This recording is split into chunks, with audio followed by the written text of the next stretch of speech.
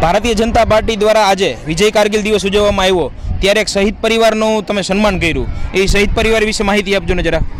જી નમસ્કાર, ભારત માતા કી જય, વંદે માતરમ. આજ રોજ એટલે કે કહેવાય ને કારગિલ વિજય દિવસ, કારગિલ યુદ્ધનો વિજય દિવસ કે જે 3 મહિના સુધી ભારત પાકિસ્તાનના યુદ્ધ ચાલ્યા હતા, ત્યારે આપણા દેશના 527 જવાનો શહીદ થયા હતા. ત્યારે એમાંના મોરબી જિલ્લાના ઘણા બધા આર્મી એવા હતા કે જે 1999માં જે યુદ્ધમાં હાજર હતા અને તેઓ 7 આર્મી હતા, એમને પણ સન્માન કર્યા છે. ત્યારબાદ વાત કરવા જેવું શહીદ પરિવારની, તો આજે 5 દિવસ પહેલાં જૂનાગઢના દેવગઢ ગામ શહીદ રવિસિંહ પરમાર જે શહીદ થયા છે, એમનો પરિવારને આજે બોલાવ્યા હતા અને આજે 1 લાખ રૂપિયાની સહાય અમે અને જિલ્લા ભાજપ પરિવાર જે આજે 1 લાખ રૂપિયાની આર્થિક સહાય કરી છે.